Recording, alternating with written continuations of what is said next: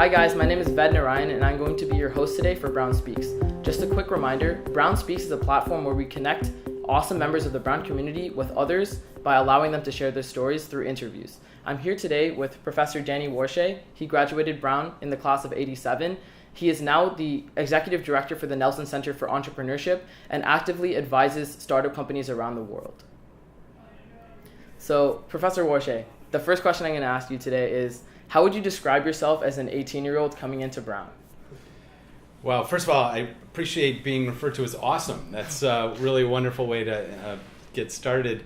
I'm not sure I would have thought of myself as awesome when I was 18. I was probably an awkward, somewhat nerdy, entering first-year student. I came here from Shaker Heights, Ohio, and was really thrilled to be at a place like Brown. My high school career was, like many Brown students, I think, fairly competitive, intense, and I was looking forward to be in a place that was rigorous but more relaxed and competitive in terms of my own interests, but not in terms of how it compared to other people.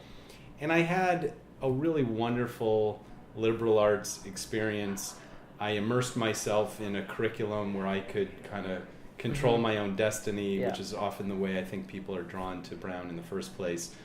I spent my junior year in Israel, a wonderful opportunity, and even one of the reasons I chose to come here was because of what I thought of a really enlightened point of view that Brown had in terms of wanting to encourage students to experience life beyond Providence, beyond Brown.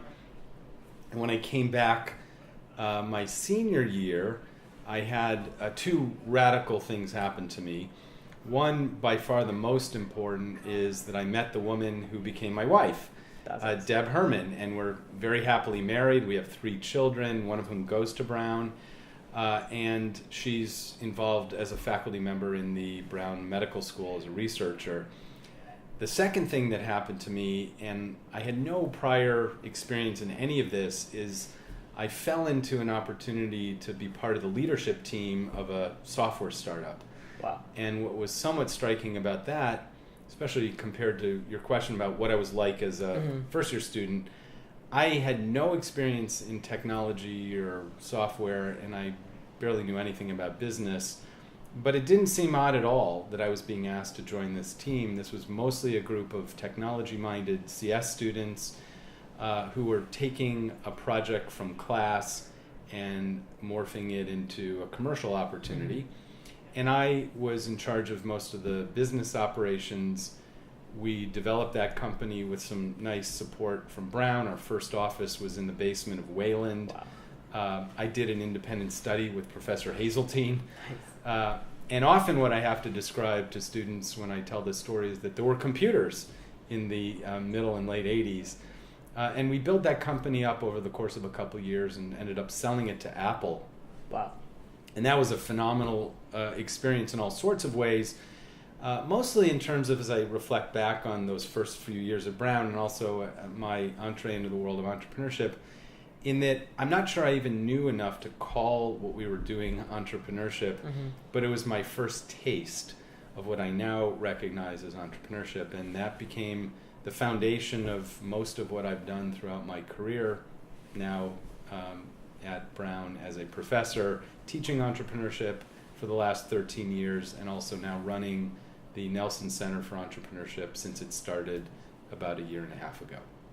So what's really interesting is that I know you had a BA in history from Brown. So how did you use those skills, or what role did your BA in history play in you getting involved in entrepreneurship here at Brown?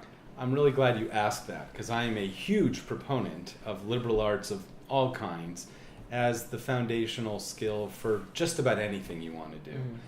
And given my focus on entrepreneurship, I'm a firm believer that liberal arts, history, literature, political science, the sciences are a foundation that bode well for aspiring entrepreneurs.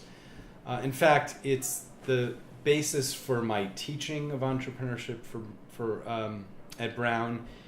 It's the basis of the way we conceive of entrepreneurship in the context of a liberal arts environment here at Brown, here at our new center, in that I've, I guess, always thought of it in my own practice of entrepreneurship and also in teaching entrepreneurship, and now given this larger, wonderful platform that Jonathan Nelson and others have enabled us to develop, thinking of entrepreneurship fundamentally as a methodology for solving problems of all kinds. It could be some that have an outcome in business, but many that don't.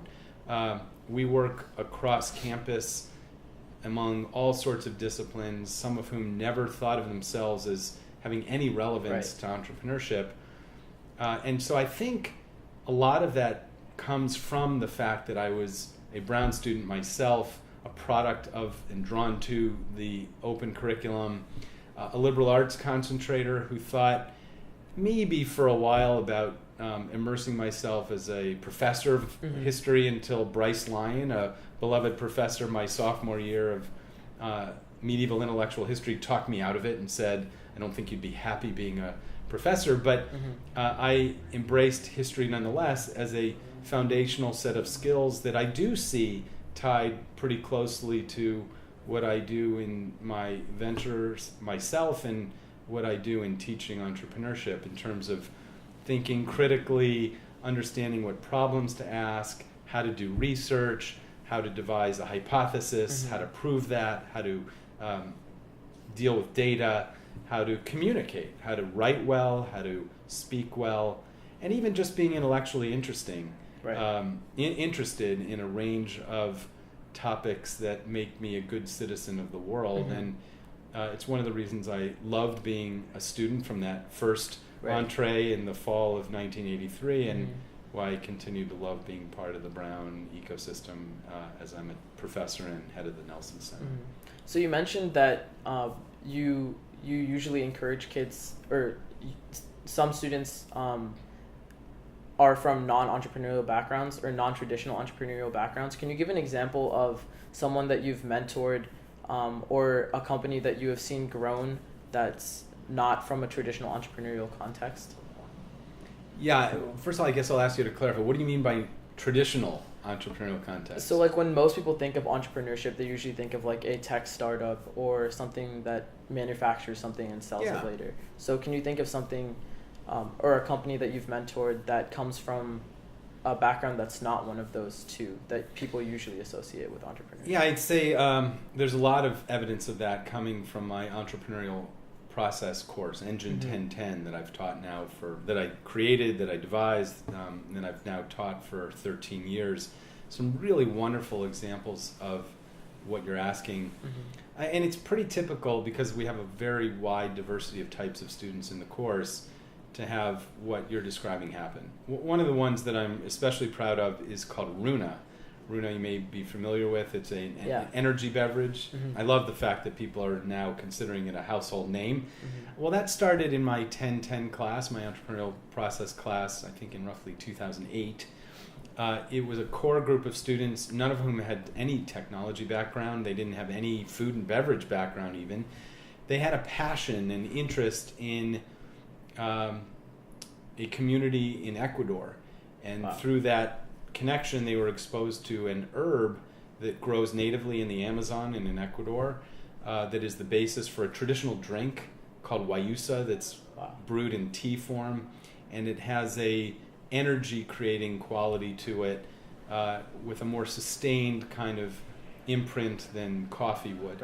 It's also good for you in other ways, high in antioxidants. So these students with that exposure built a business plan in a team, the way all students in my course do, to figure out how to commercialize that guayusa herb in a way that would provide a variety of benefits. One, it would provide a sustainable, environmentally sensitive way to reforest sections of the Amazon. Two, it would provide a fair trade wage to the 3,500 farming families of guayusa in Ecuador in a way that had never been accomplished before. And then it would provide a commercialization engine in the United States that could be venture funded and that would pull that supply of guayusa through its proprietary supply chain in a way that would be sustainable. And I have to admit, when I first read this business plan in the course, it sounded very complicated. It was going to have a foundation funding the nonprofit supply chain and the farmers in Ecuador. It would have a venture-funded commercialization engine, bottling beverages and distributing them through mainstream grocery in the United States. And I thought, wow, this is naively complicated, but I'll let these guys figure it out. They'll learn the hard way, maybe, or maybe the easy way, that this isn't very viable. And guess what? They proved me completely wrong. They were right. I was wrong. They didn't know anything about business, about entrepreneurship, about startups, about finding and validating an unmet need, developing a value proposition, creating a sustainability model before they took the course. In fact, Tyler Gage, one of the founders, was awarded a Fulbright Fellowship, and he was studying literature and a few other things, and he was going to go down to Ecuador and live there and study. And instead, he chose to pursue this opportunity commercially. They've now raised over $25 million in venture capital. You know about this product. It's now available everywhere throughout the grocery distribution network. They did exactly what they did. It's a hybrid model, so they have a supply chain of farmers who proprietarily in Ecuador grow guayusa. It is reforesting sections of the Amazon. It does provide a fair trade wage to 3,500 farming communities in Ecuador. They did exactly what they said they would do, and a lot of what I had to do was just to shut up and teach the methodology that I teach, and let them, as really smart, creative, innovative Brown students, apply that methodology, the structured entrepreneurial process comprising those three components I mentioned, in whatever way would be motivating for them. And I'm so excited when I am able to have that kind of influence on students, and it's just one of many. In fact, I'll pull off this book from my shelf called Fully Alive, which is written by Tyler Gage, that same student from my class. One of 5 founders in my class. He became the CEO. He and Dan McCombie were sort of joint CEOs for a while, and recently Tyler wrote the story of guayusa in the form of this book. It was published, I think, by Simon & Schuster. It even recounts the story I just said, and of their starting this in my class. And it's a very Brown story, the way that you've, I think, hinted at, which is you don't have to come to entrepreneurship with any prior experience. My own story was that. I was a history concentrator who had that fundamental sense of liberal arts, but I had known nothing about computers, zero about business. And it's a hallmark of the way Brown does things, that in very liberal arts kind of context, you take very generalizable skills and you apply them to whatever area of passion and interest you have. And that's a wonderful thing about the way that Brown encourages its students and alumni to prosper. Right. So another thing I know you advise your companies that you advise around the world is about bottom-up research. So I know bottom-up research is something that you're very passionate about and something that you advocate for. Could you tell us a little bit about that? Yeah, you're right. I am hugely passionate about that. Part of the reason is that I see how much it works, and how effective it is. It relates to that first step in this structured entrepreneurial process that I teach, finding and validating an unmet need. The second is developing a value proposition, which is kind of like, what's the solution to that problem on a small scale? Could be in a lab, could be in a makerspace, could be in a social enterprise accelerator. And then the third step is, how do you have big impact? How do you scale that at a level that's going to have what we call impact at scale? Actually, the example I just cited with Runa is a good example of all three. The first step, finding and validating an unmet need, is something that you can learn to do, you can master it, and then you can apply it. And that's the bedrock of the whole process that I teach, whether it's in my entrepreneurial process course, whether it's out in the world and among companies. I'm asked to do workshops all over the world in all sorts of companies and countries and academic contexts and government contexts about that training. I was just in Jamaica. At the University of West Indies, and then also more broadly in the entrepreneurial ecosystem in Jamaica, teaching several workshops on bottom-up research. Bottom-up research is fundamentally being anthropological. What do you mean by that? So what I mean is observing and listening to people in their own natural habitats, behaving in the way they would normally behave without intervening in a way that would change their behavior. Simply observing them and listening to them. My litmus test is you're listening at least 80% of the time, which means you're talking less than 20% of the time. It might mean you're talking 0% of the time because you're simply observing. And it's a new experience for most of my students or workshop participants to relax their tendency to pitch something and to lead with the solution before they've really, in an authentic way, in an anthropological way, in an empathetic way, observed and listened to what the problem is in the first place. And that's doing it the opposite is a costly approach because it is a solution in search of a problem. My approach, my methodology starts with the problem and then moves to figuring out the solution. It might even be surprising to hear that that's unusual, but you'd be surprised, especially in the other community you were talking about, people who are really focused on technology. Remember, I teach in the engineering school. There is no business school at Brown. And technologists tend to get wrapped around the excitement of their technology at the expense of starting with what's the problem they want to solve. So I always say, start with the problem you want to solve, and it's not easy enough just to ask people what the problem is.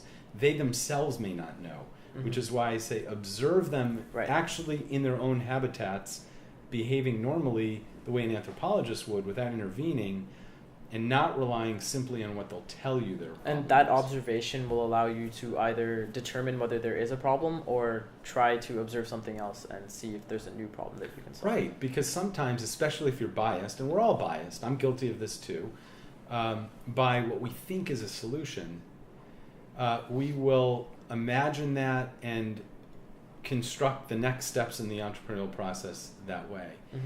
But often what you find, and often students who come to me or others, and I say, look, just humor me, go out and do some bottom-up research, they'll come back to me and say, you know, I was skeptical, I didn't know what I would find through this process, but wouldn't you know it?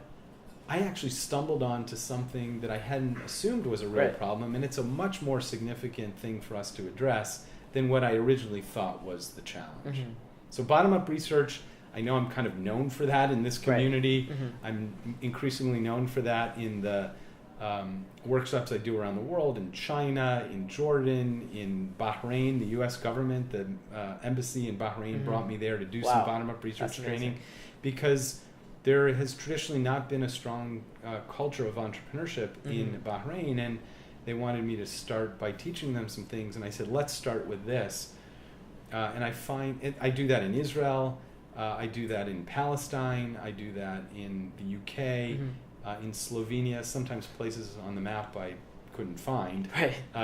And so it all starts in the way I teach this, and now given my role at the Nelson Center, it's the first bucket in the process to find and validate an unmet need using this methodology that I call bottom-up research.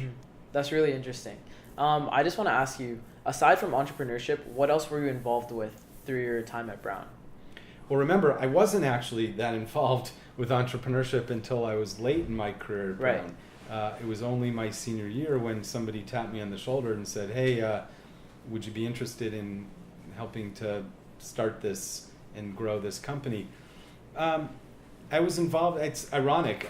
We're sitting here in the Brown Hillel facility, and it's only because they've been gracious enough to offer us some space while our center permanently is being built out on Thayer Street. I was involved in Hillel as a student. And so I'm familiar with this building. I was later the president of the board when we were building this building and raising money through gracious contributors like Marty Granoff and others. And so Hillel was a place where I spent a lot of time and tended to focus a lot of my effort. But I was also, I think, in many ways a normal Brown student who had eclectic interests way outside of the kind of structured approach to my out-of-class experience. I hung out, I loved sports, and so I went to football games. And my senior year, as I mentioned, I met the woman who became my wife. So she and I spent a lot of time together later in our Brown career. Cool. Well, I think that wraps it up. Thank you so much. My pleasure. For giving us your time. It was a pleasure to be with you today. Yep.